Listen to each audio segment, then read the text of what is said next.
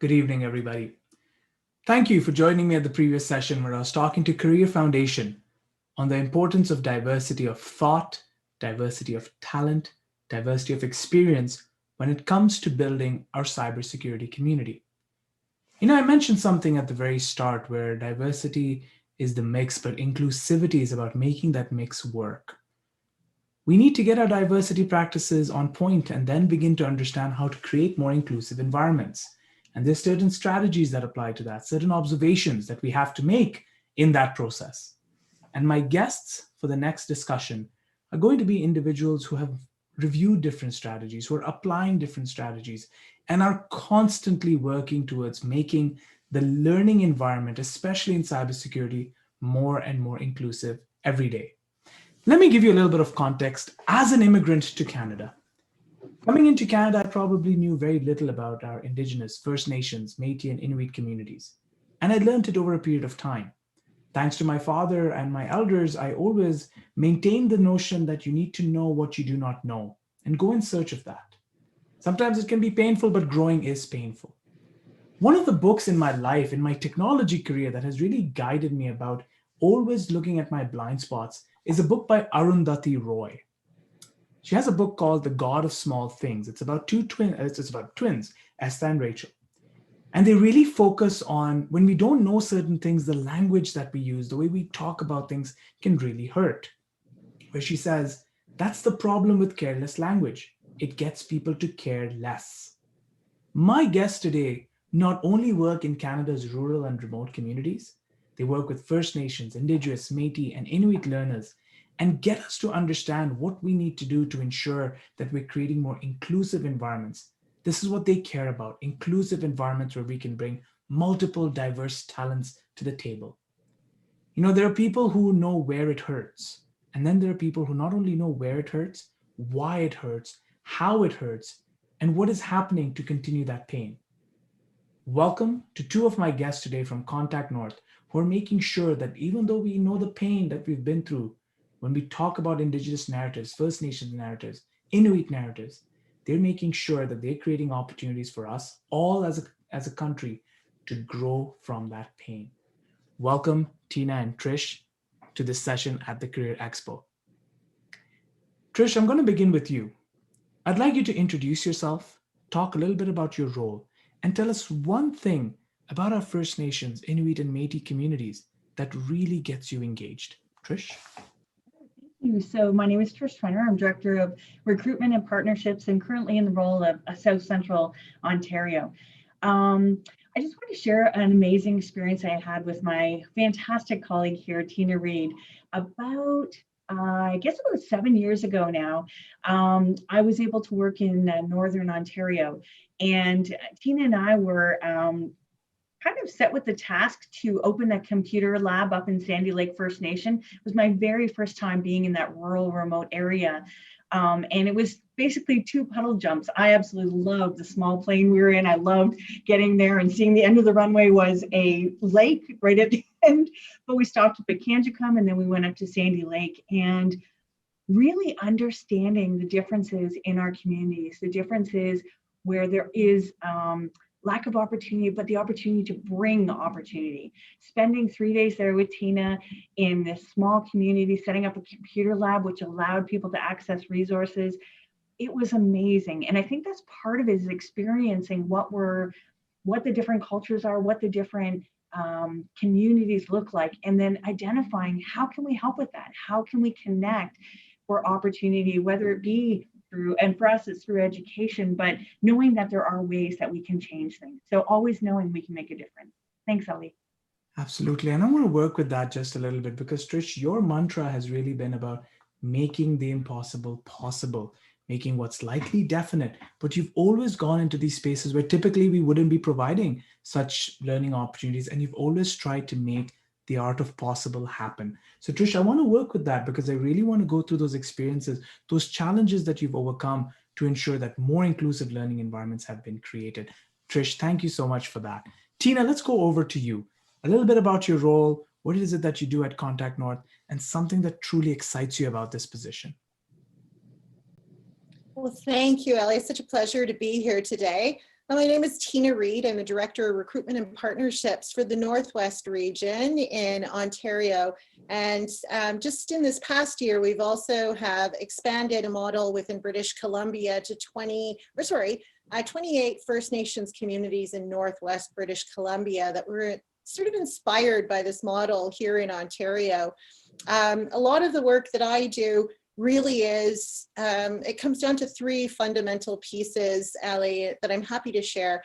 And it really starts with core skills that we utilize across, our day-to-days, regardless of which field we work in, but that listen, learn, adapt, connect. We do that a lot. And what excites me about my job is the opportunity to be able to help. And I think everybody that works within our network, they really are helpers, where they want to help people connect to those opportunities that they're looking for. And those opportunities are abound. Our current role really is working with an education and a training framework. But beyond that, it usually opens up all those other avenues that are opportunities abound, such as education that leads to employment that's needed within the community, economic sustainability. So our work really, although it's heavily entrenched within providing and bringing education and training opportunities to the community, the real benefit and what really excites me is when the partnerships, the relationships are being built. You're hearing the needs that are being expressed expressly from that community that is unique to that community. And we're not telling communities what they need, they're telling us, and we're able to come back and do panels like this and reach out to potential partners to connect them, to bridge sort of those gaps that they're identifying to us. That really excites me when we're able to link somebody directly to those connections that they're looking for in order to further employment opportunities, further education, further economic development within the community. It's extremely exciting, Ali. Absolutely. And I couldn't agree with you more, is that we have to, you got 2 ears and 1 mouth for a reason. You got to listen twice as much as you talk. And this is something that, again, to everybody that's tuning in, we have employers, we have folks looking for jobs, we have folks looking for their next opportunities. Knowing how to listen and take down the important points and then deliver content, deliver training in that regard. And Trish, let's come back to this concept and start talking to you a little bit about when you are working. Let's take Sandy Lake as an example. What are the kind of technology-related learning opportunities that you're hearing the community ask for? What is it that you're now hearing, especially from a cybersecurity perspective? Trish? I wouldn't say specifically Sandy Lake right now. I could probably focus on Six Nations, which is directly in my territory, and New Credit. It's about, we've just been working on a project with the New Credit First Nation in regards to updating their staff, really working with employment counselors, social counselors, and getting their technology a level higher so that they can help other people. And some are doing really well. It's just finding out what their need is. But I'd say one of the biggest things in any of those communities is empowering them to know that it doesn't matter where you live, and it doesn't matter what your current situation is, it can change. The opportunity exists. It's often around funding, it's often around access, it's often around technology. And Tina has worked with an organization, Oshki, how do you say the last part, Tina? For Oshki? Oh, Oshki Pamachewin. Right. And for years and years, no matter where they are, she's been able to work with them, and the technology has, we've done whatever we can to make it work. So when I talk about help, I really want to make sure that you don't think that it's just we're here to help. We are not passive, we are active. So it's being in those communities like Six Nations and connecting people with the resources they need, but connecting them to these new careers, these more involved careers in technology. So it's really about shaping that possibility no matter what, by being active, following what we can do to make them connect. Does that help, Ali? Absolutely. And I think, I've said this so many times that when we do technology trainings, especially in cybersecurity, these don't operate in a vacuum. There is a context within which these operate. And it's a great little bridge to bring Tina back into to the discussion. Tina, help us understand a little bit more. So for example, if I'm delivering a training session, let's say, introduction to cybersecurity, and I'm doing it in downtown Toronto or downtown Oshawa or something like that, the experience is a little different compared to if I'm going to, a remote community or rural community. What are some of the contextual differences when it comes to learning and learners in those communities that we all need to start paying attention to? Tina? Absolutely. I think that is one of the key questions that you've hit on, Ellie, and thank you for asking that question. Well, I think that, the biggest lesson or the biggest takeaway that we could probably observe is that just from Toronto to, let's say, Exeter, where Trish lives, there's geographically such different places, different people, different cultures, different perspectives, that if we look at it from something that's sort of closer to home for us, and we recognize how different just within those close proximities in our backyards, how different the people are, maybe the culture, the perspectives. And then we add, 3 plane rides distance to our remote north communities. And we sort of think about that context, about how far away we are from the context that we currently live in. It really is about asking questions that are key to what it is that you want to deliver in the communities that you feel is filling a need. And then working backwards from there, thinking about those delivery options and how you're delivering that content, what the content is, thinking about the communities as a whole.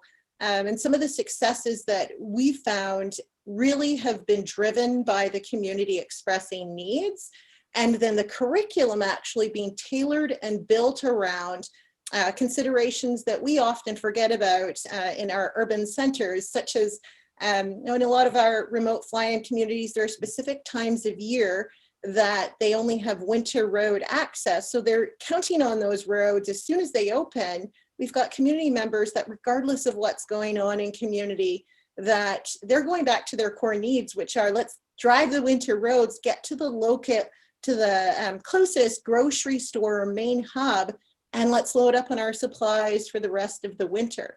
They're not often things that we consider, but really it's key to delivery of service, training. If you're thinking about what's happening within the community and what delivery might look like, it really would change how you're delivering.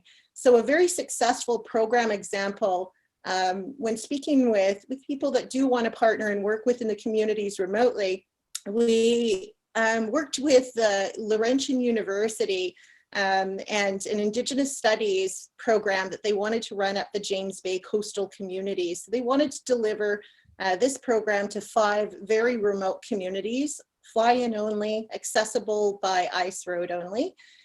And we literally took boats, planes, trains, and we thought perhaps maybe a sled dog to get the registrar, the president of the college, so that they were immersed in what the community looked like and they had a real sense of what was needed. They listened and engaged the stakeholders at all levels within the communities to be able to then come back from that delivery model and adjust it accordingly. So if they knew there were specific times of years that there were cultural events or activities that happen within the communities, they adjusted the framework and the delivery dates of programming to be able to be representative and reflective of those dates.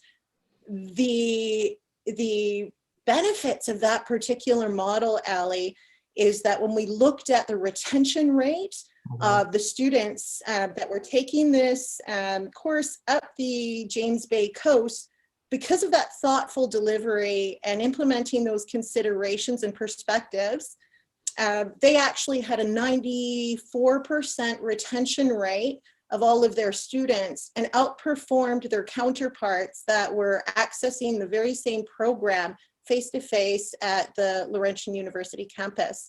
So I think it speaks volumes about those considerations that could be incorporated that provide these opportunities. And if I could just add to that, I think when we think about education and the delivery model with respect to cybersecurity, everything is being delivered in these communities.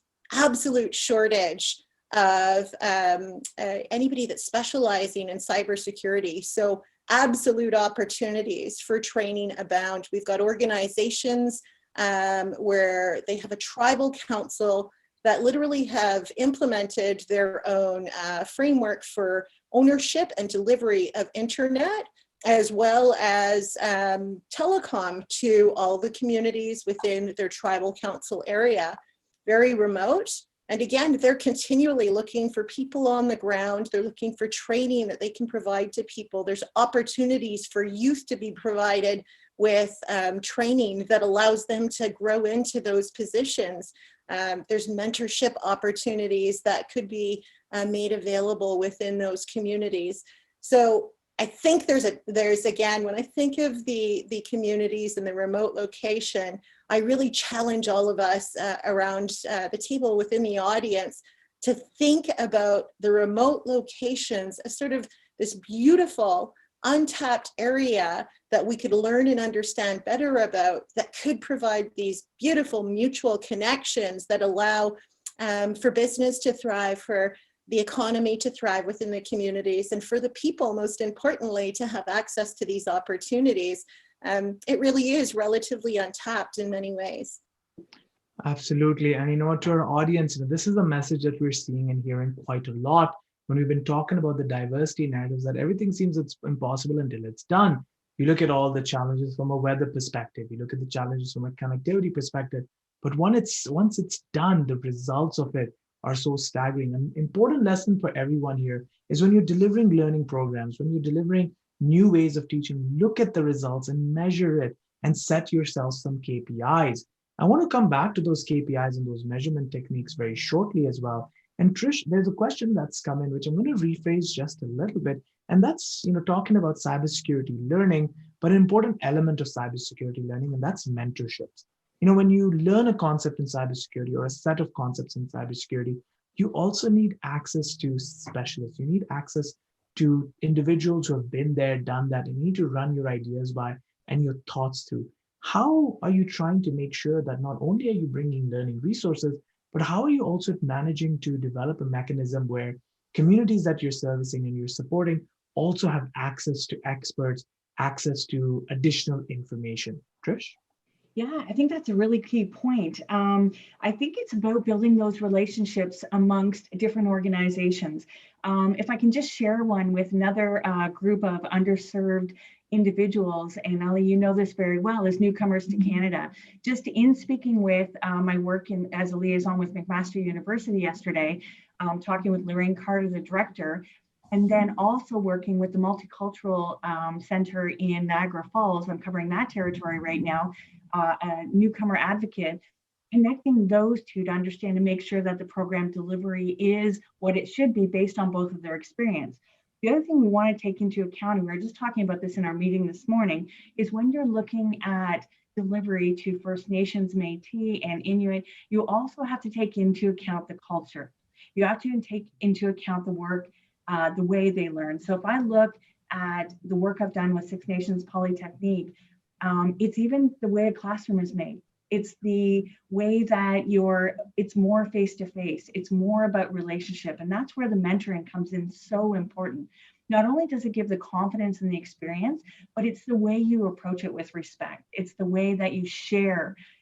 It's about sharing knowledge. And that's very much in the Indigenous culture. So it's extremely important. But when anybody is looking to deliver, and I know Tina has experienced this over and over, you can't assume when you go into a community. You have to respect and you have to ask, what are the ways that we can teach this and what is going to best resonate with the community and with the learner? And that's extremely important in this area. Thank you, Ali. Absolutely. And I want to work with that just a little bit, because not only have you spoken about, the mentorship, you've raised an important piece about, yes, we can engage and we can support with new cybersecurity trainings as well. But there's a question of infrastructure, and infrastructure is not a singular conversation. Yes, there's telecom infrastructure, but there are other elements to that infrastructure as well. And there's a question that's come in, which I'm going to have both Tina and Trish comment on. Tina, we'll start with you and then go back to Trish. And Tina, I'll read it out verbatim. It says, it's great that we can collaborate and do cybersecurity trainings in underserved communities. But do the learners there, do they feel that they want to learn these skills or not? Because the question says, even if they learn these skills, is there opportunity for them to apply these skills in those communities? Tina? Again, such a great question. You were asking all the good questions, Ali. And I think we've got to flip that question. I think we have to flip that to question from are there opportunities, is there interest, to a why would there not be? Why are we assuming that there wouldn't be students or learners that are interested? Why would we assume that they wouldn't come to the table willingly to help navigate what the delivery of a program, or find the capacity or the funding to be able to put in place the infrastructure that's needed? I think that's sort of some of the other part of this discussion, Ali, is that you're bang on in terms of, are they interested? I think we could ask that question, across the globe. It really, I don't think, is specific to First Nation, Métis, or Inuit people. I think that it's really a representative question of anybody in our world today. For example, why couldn't my grandma at this point in time, she loves the internet. Why couldn't she, if she's got this great interest in this passion, go on to learn more about cybersecurity? So I ask and challenge everyone that we really switch this thinking from just because they're remote, just because they're First Nation, Métis, or Inuit, that there may be special challenges associated with that, or that instead of asking the why, let's ask the why not and how. How do we make that happen? And that's really been, I think, the success that we've seen in our relationship and partnership building is, if you have an idea and you have something that you would like to deliver, much like any other business, you would go and have a discussion with those groups that you were interested in having a relationship and building a partnership with. And all those other elements that make the whole picture within a puzzle, everybody brings that to the table. It's exactly the same in these remote communities. And those discussions, it all starts there. We're so willing to have discussions with anybody that's interested in finding some way to provide more opportunities to their community. I think in addition to that, in a lot of our remote communities, there's also another element. If we look at the First Nation, Métis, and Inuit population across Canada, the vast majority actually are off reserve, or what they call urban Indigenous. So essentially, they may start in their community, but many are leaving because they're deciding that they want to move to an urban area and raise their families. So I would challenge yet again that we provide opportunities that are abound to all, regardless of their geographic location. It may change how, where, what we're delivering. It may change maybe, our mindsets about what we perceive should be the delivery, and instead has us asking that, why not? How do we solve that problem? And it allows us to really form these strong relationships and partnerships, Ali, that goes on to benefit not only the organization, the ministry, the corporation, but more importantly, provides those opportunities to those that otherwise don't necessarily have others thinking in a big way about the opportunities that exist for the manpower that is sitting relatively untapped in a lot of these communities, and the opportunities that those present. Absolutely. And you know what, this is part of that conversation, which again, I want to bring, some folks ask me, so are we going to be talking about jobs specifically? No, when you talk at the CareerXpo, yes, it's about here are some jobs you can apply to. By all means, go to the Contact North website, and there are opportunities to to join them in their learning initiatives, so on and so forth. Feel free to apply, but it's really important to know the context. I said this in the previous session.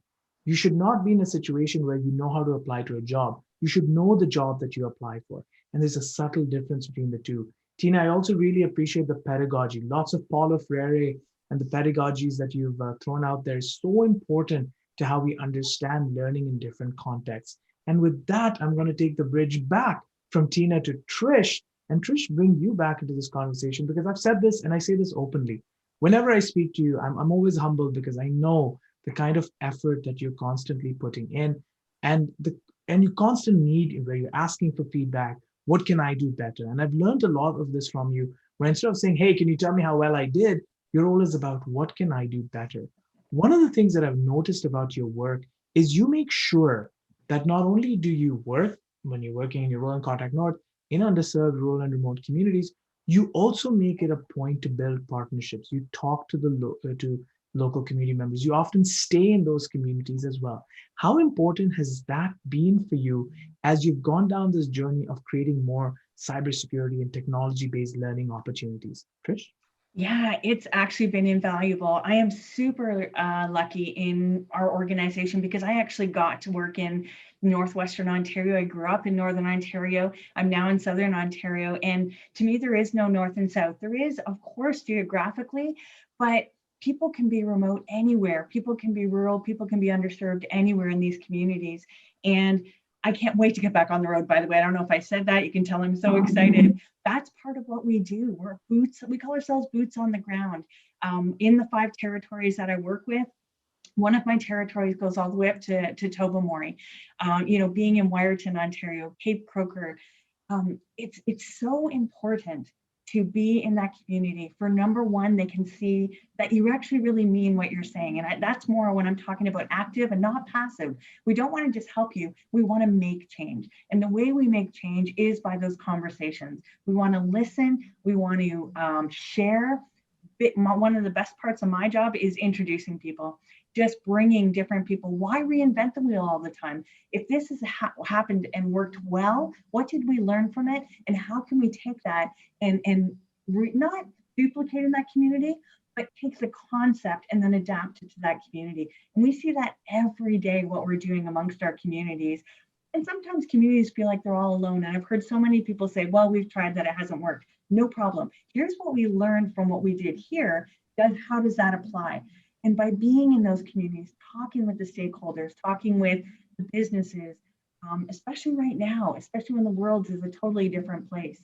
Can I just mention one more thing, Ali, about the question was, what would people be interested in those rural communities to take this? We often hear about people staying in their community, but as Tina said, they can leave, become urban, and then move back. It's also about that leadership. And you are one of the best people I know, Ali, who talks about leadership and enables leadership and empowers leadership. When you learn from those communities and you stay or you leave and you come back, you're bringing that knowledge and those ideas, as Tina said. So it's really important to be boots on the ground. Our organization is spread across the entire province of Ontario, and we share those ideas, which shares the communities, builds those relationships. And to me, it's exciting and it's invaluable. Thank you. Absolutely. And I'll say this to our audience again, the fascinating part of engaging the folks at Contact North is as follows. I find that they put, the C in Canada stands for challenge. The C in Contact North stands for challenge. We're in, next week is International Women's Day on March 8th, I believe, if I'm not mistaken, or March 11th. I may have got my dates wrong, so I do apologize. But it is next week, one of those days. And it's the theme for this year is choose to challenge. And I really hope that you're beginning to draw what are some of those challenges that Trish and Tina are asking you to start contemplating on. I know that there are quite a few large enterprise folks, especially from an HR perspective, that are listening to this. And I see your questions as well around some resources and books, and I promise you, I'm going to get to them. If you don't want to post the questions on live chat, you can send it on DM. The team at CyberX has got me all hooked up, so you can DM them to me and I'll make sure that I make them part of the conversation. We have 30 minutes left, and I want to come back to Tina now with a question that's come in because there's quite a few of them, and I'll do in my own amateur way, I'll try my best to do justice to these questions. Tina, the question that's come in here, and it says verbatim, thank you for talking to us about the opportunity in cyber and cyber trainings in our rural communities, our remote communities, our underserved communities. Thank you for doing that. The question is that do you think that right now, majority of your trainings, are they offered in one language? Are you trying to offer them in different languages? How are you making sure that you're delivering an equitable model when it comes to cyber and technology trainings? Tina? That's such a good question. I'm loving this, Trish. I have to give you big kudos here as Ali is the best facilitator, and thank you for the question. Yeah, I think that it's really valuable in the sense that in these remote communities, when we're talking about how, where, what delivery looks like, Contact North doesn't own or deliver any programming. That really comes from our partners, both our college and university partners, literacy sector partners, adult high school partners. They're the content experts. Where we can really help is that perspective on the ground about what delivery looks like of training to those communities. Bridging and facilitating, as Trish said, and my mother doesn't understand technology, so I'll use this as sort of an example. When I explained to her, at least 20 times the work that I do, she said to me, babe, you're just a glorified matchmaker.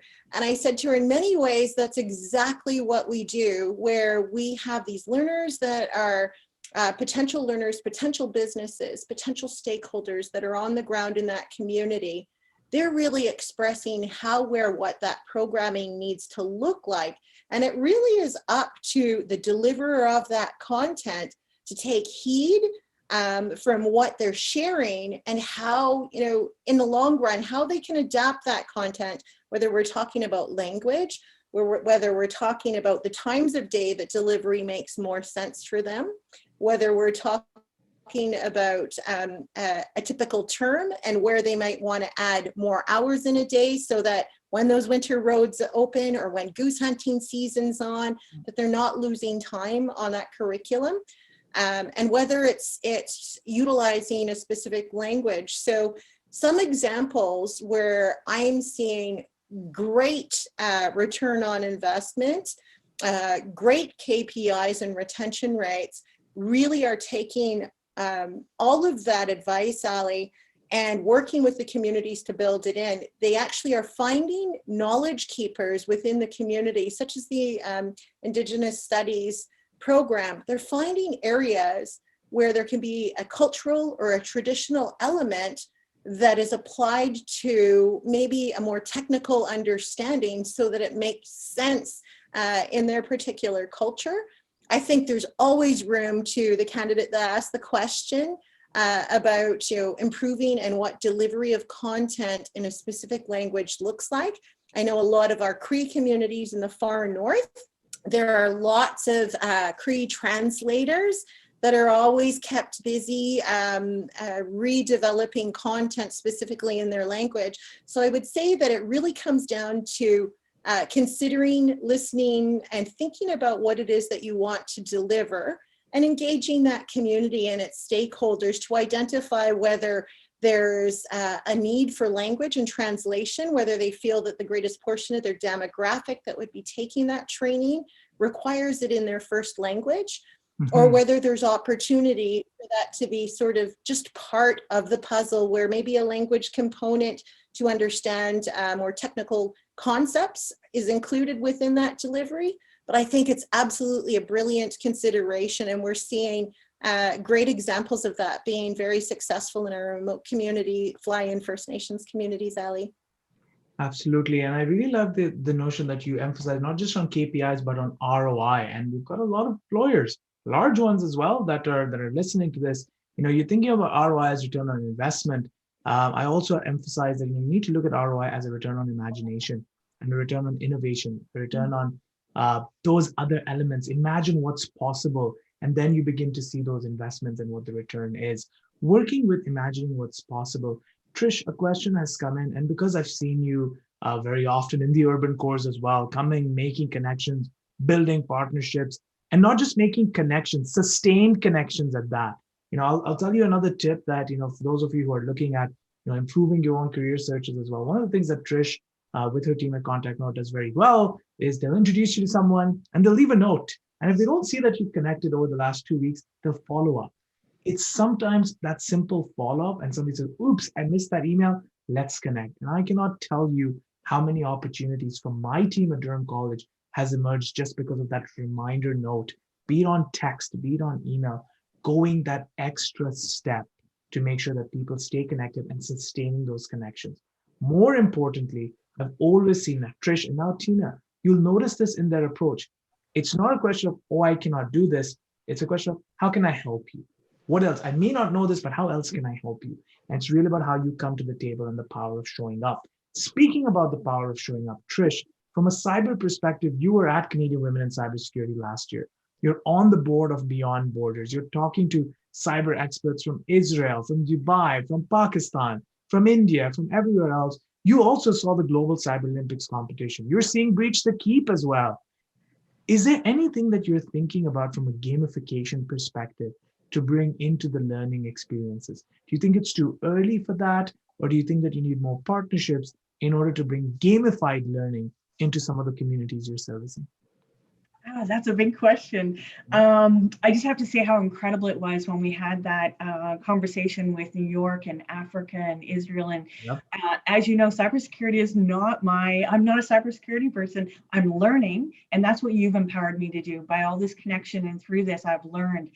I got to see Bridge the Keep. I went through the whole thing. I found it amazing. And for somebody who's not got a background in cybersecurity, I actually agree and support gamification. It has made a difference for me to understand it because I just don't think that way. I'm not binary. That's not how I think. I'm more creative, more how can we help? So I absolutely agree, because I think what it does is it depending on the style it's done and who the audience is, if you listen and understand what they're looking for, it makes it relevant. It makes learning that relevant. I play Dungeons and Dragons with my son on Zoom and our friends out in the East Coast, which was brand new for me.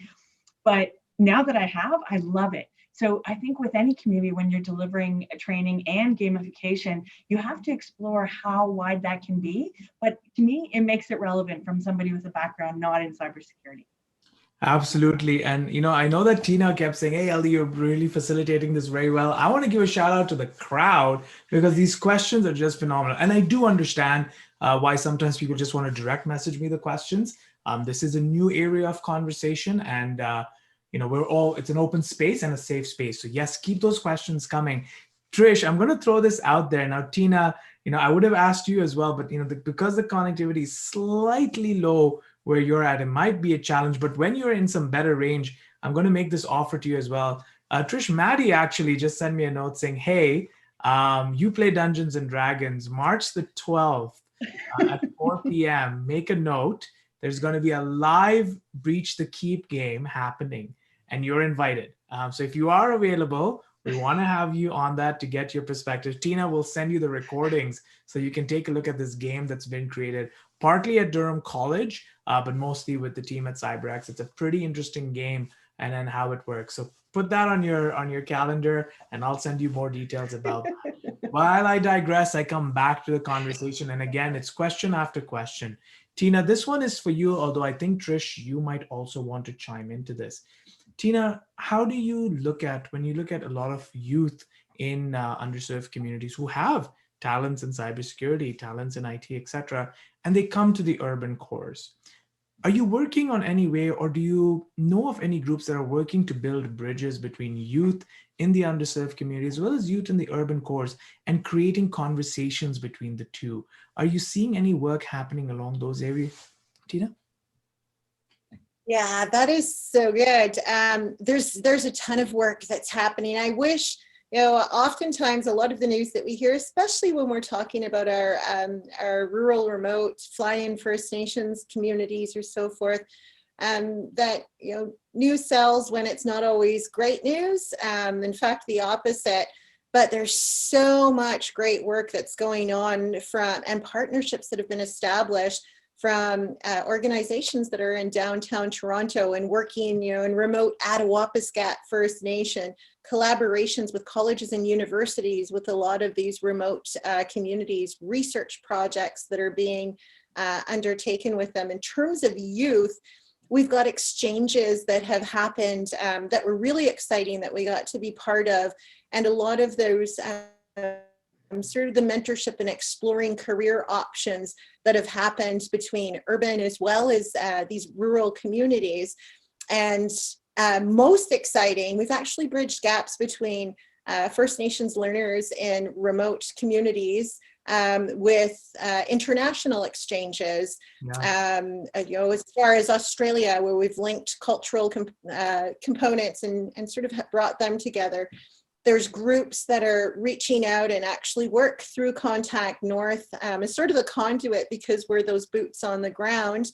We're oftentimes hearing from a lot of our partners in the community, as well as in our urban centers, and developing this massive network. So when we come back to the communities, we're able to better express to the communities that, listen, we have these partners from SkillsLink. It's a federal project. They want to partner and offer these youth mentorship opportunities that then those skills are taken with those youth when they decide to move off to a more urban area. They now have employability skills for when they're living out of community.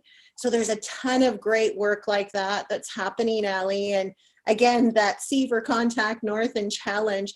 I ask everybody that's with us today that you really think big in terms of what it is that your business is or what it provides, and think about that opportunity abound in terms of the potential partnerships, relationships, economic development, return on investment.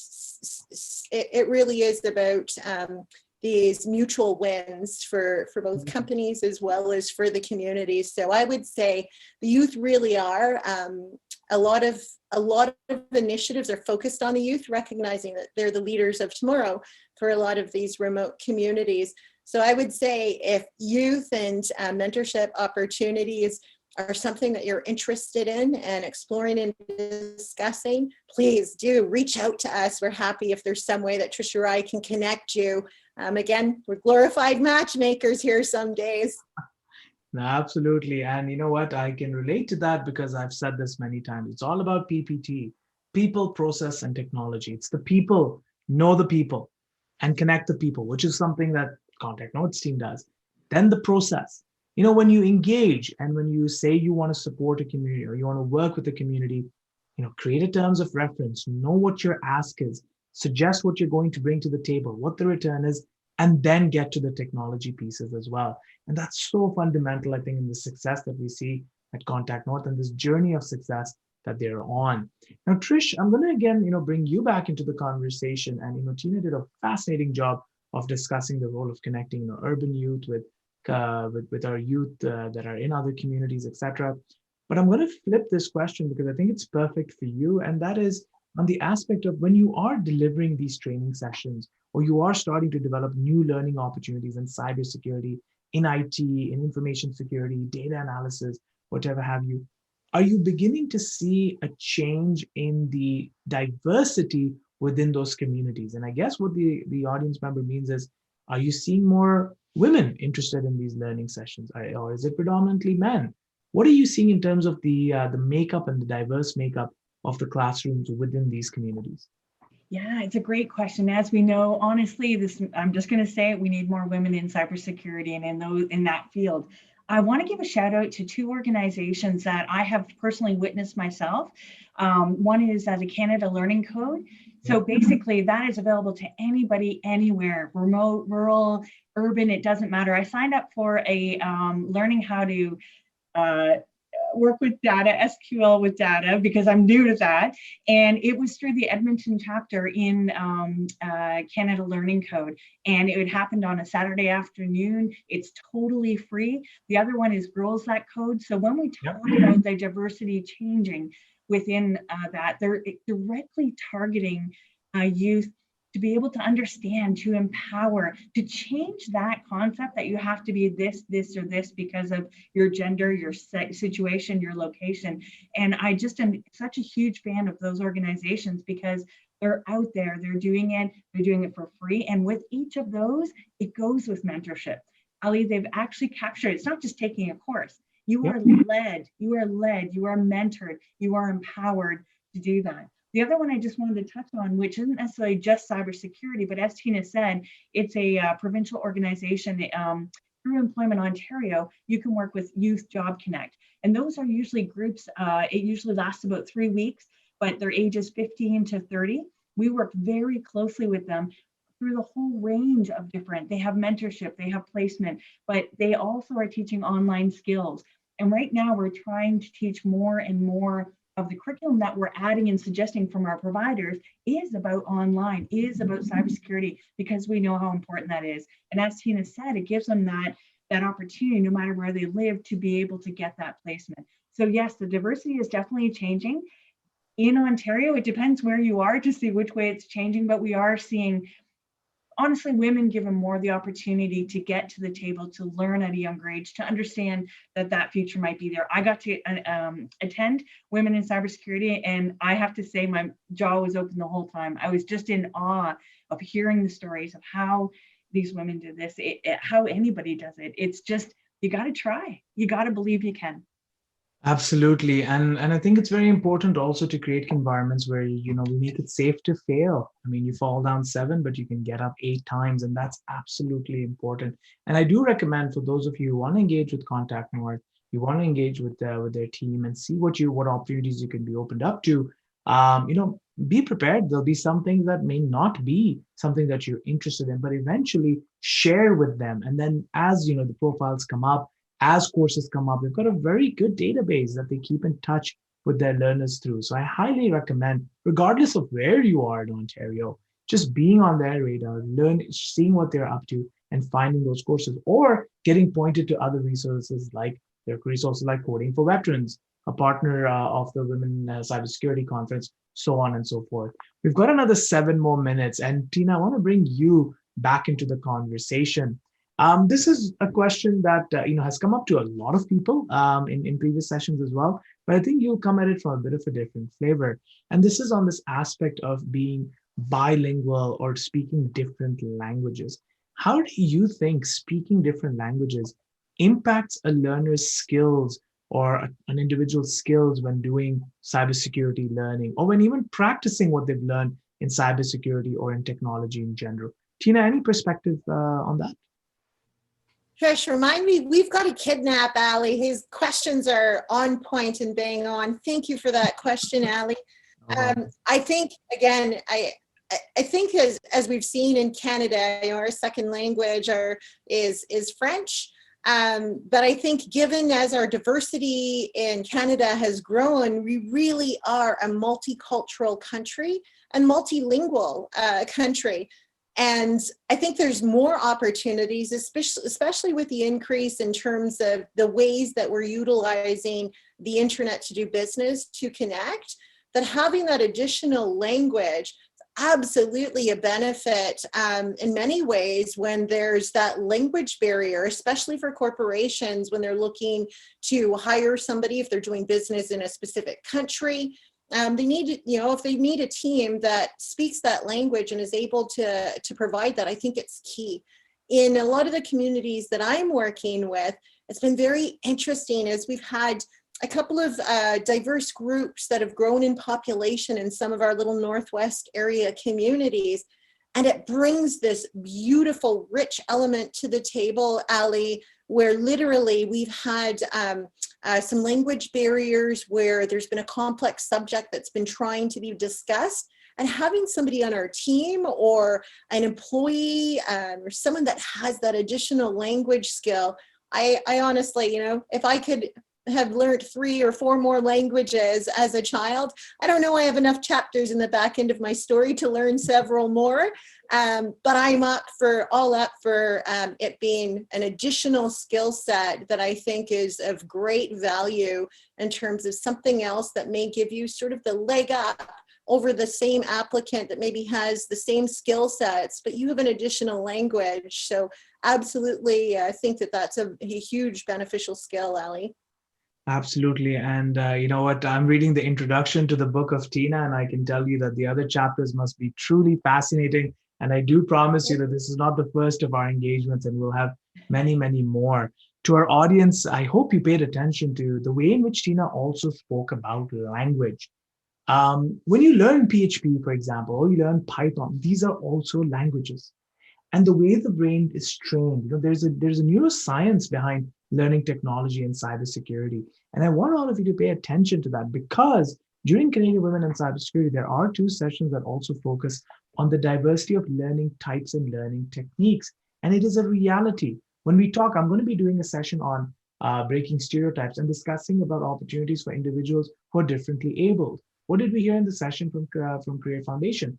They talked about the aspect that people with autism actually bring certain unique skill sets to the cybersecurity learning table. And we need to begin to have those conversations. I'm going to go off and make a very strong statement, and that is we're all differently abled in some degree, but we just have societal constructions of what includes ability, and we need to shatter that stereotype. And to the HR folks who are listening to this session, take note of this. What we consider to be ability needs to be questioned not once, but twice and thrice, and constantly and consistently. Speaking about the C of challenge, let's put another bunch of C's to that. Trish, let's come back to you, and Tina again. Thank you for that wonderful description. Trish, I made reference to the fact that you're part of Beyond Borders, and you have said it very openly. You didn't have a cybersecurity background, but you took that first step, and the first step was really the power of showing up and coming to different conferences. Can you give, because we have a few students listening here as well, and we have students who have also, who are joining in from other countries that are having a difficult time right now because of the pandemic, accessing opportunities, so on and so forth. Can you share a little bit of your strategies in this hyper virtual world? How have you made sure to maintain your presence? How have you made sure to keep yourself relevant to cybersecurity practitioners and players?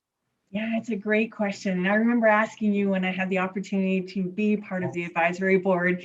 I'm like, I'm honored, I'm excited, but I'm not a cybersecurity. What can I bring to the table? And I remember having a conversation with my awesome colleague, Tina, here.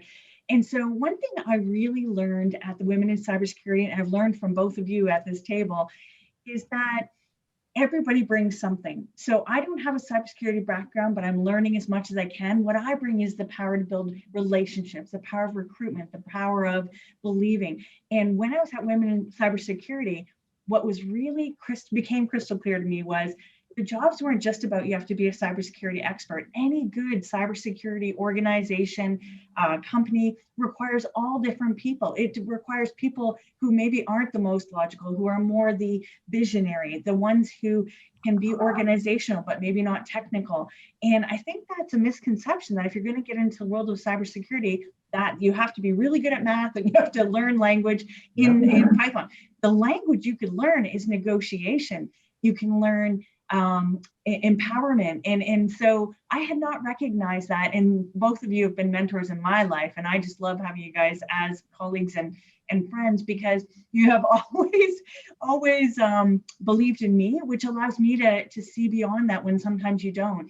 And so for people who are applying for jobs right now, it may not be the absolute job you want in the cybersecurity world, but getting your foot in the door at any level and trying to engage. I'm getting better on my LinkedIn, which is something I have not always done. So it is about, and I'm learning very quickly because we're in this virtual world, it's about that virtual presence. You have to really learn to put the things that you can do really well forward. You have to believe in yourself and showcase that. So for any candidate who's looking for a job and having a hard time connecting right now, it's about being bold enough to believe that you can. It's about getting your foot in the door at whatever stage you can in order to get where you want to go and continue with education. Absolutely. And but there's one thing that I will add also to the folks is that when Trish speaks about education, she's really referring to learning. You know what? It's don't let your education come in the way of your learning. Keep the learning going. And this is why being on those boards, I'm on a couple of advisory boards as well, and you have to listen, look at what different perspectives. One of the most fascinating things about being, so just for our audience, so Canadian Women in Cybersecurity is next week, and then 2 weeks after that, there's the Beyond Borders edition of Women in Cybersecurity, and me and Trish are on that board, and we spend 90% of the time listening. But we paid attention to, for example, when Sivan from Israel joined, she would greet, and then someone from Bahrain joined, and then they would greet in Arabic or in a Muslim greeting. And to see everybody cordial and happy in that environment just to learn and be in the same room was truly, truly fascinating. Cybersecurity truly has a way to connect us all. And Trish is living embodiment of that. We've come so close. We've got 2 more minutes left. And I do want to conclude the session because I know folks have to go on to other things and there's a jam-packed sessions for tomorrow. Tina, closing comments with you where I want to ask you one question. And that is there a book or a personality out there that inspires you and gives you the kind of presence that you clearly have today? Very magnetic. Tina? I think all of those that showed up today, Ali, and that really is what it is about. It's about showing up, providing that time in that ear, that willingness and that desire to learn. So I'm inspired by each of my colleagues here, yourself, Trish, and everybody that showed up to listen and learn today.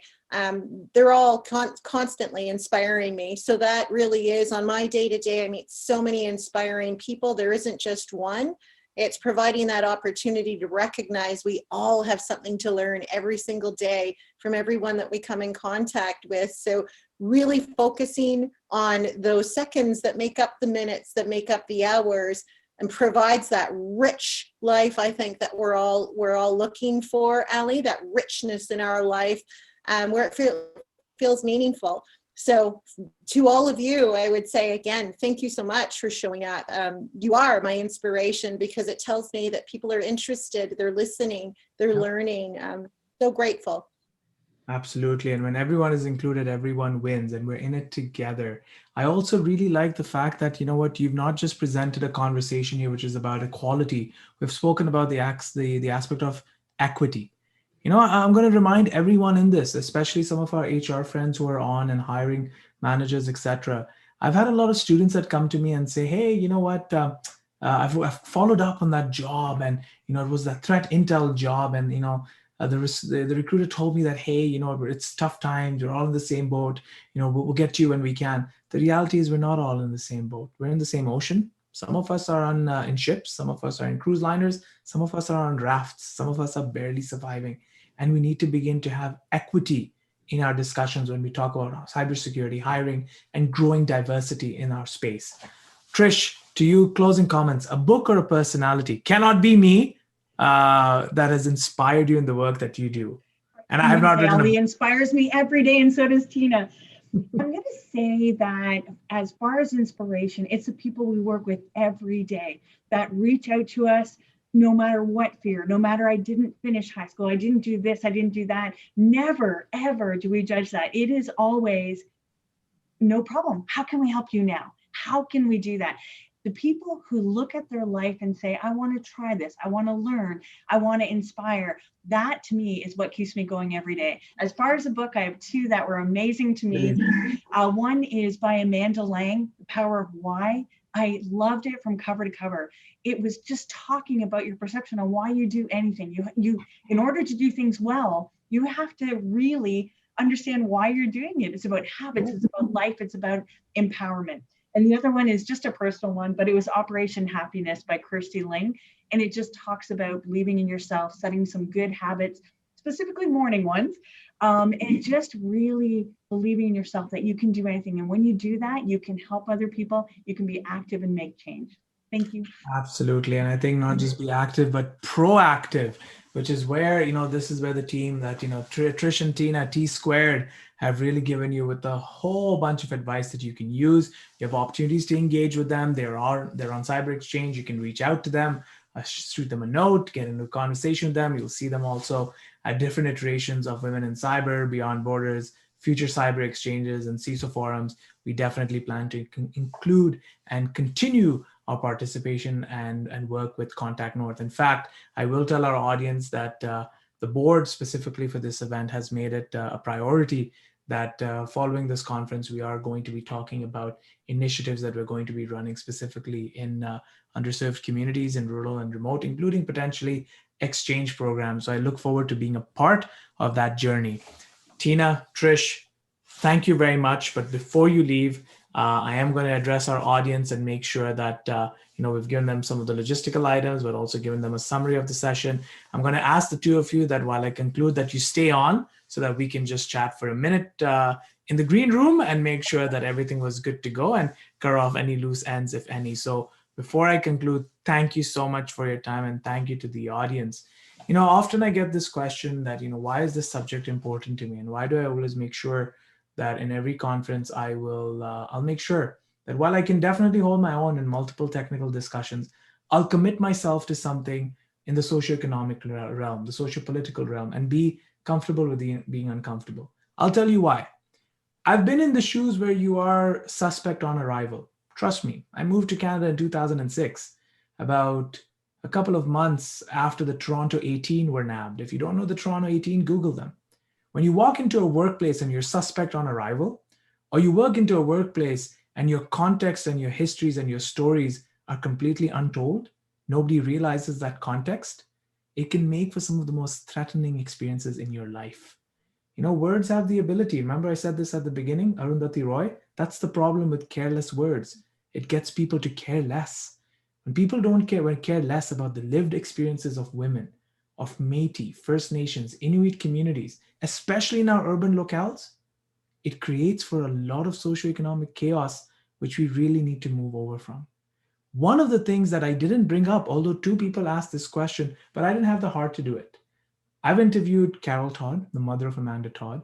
I've interviewed individuals who have come out of situations where there have been, cases of revenge porn. I've interviewed individuals who have gone through trauma online. But I couldn't ask that question, which many of you had asked, which is, what are some of the difficulties that they've been through, some of the challenges that they've been through in underserved communities, the narratives that they've heard? I couldn't ask that question. But if you have the opportunity, ask it. Talk to them and get to know some of the pains that they've grown through. A famous mystic once said, be like the flower that gives its fragrance even to the hand that crushes it. Talk to Tina and talk to Trish. They'll tell you about many moments where their spirits have been crushed, but they continued to deliver value and continue to stay committed to their cause. I wish you all a pleasant evening. Thank you for joining us at the CareerXpo. Tomorrow you get to hear from IBM, Rogers Cybersecurity Catalyst, more IBM, and then York University, and then Dina Davis from Arctic Wolf, if I'm not mistaken. Enjoy. If you have any questions, drop them at cyberexchange.ca. Stay safe, stay healthy, and we'll see you tomorrow at CareerXpo Day 2. Take care and bye for now.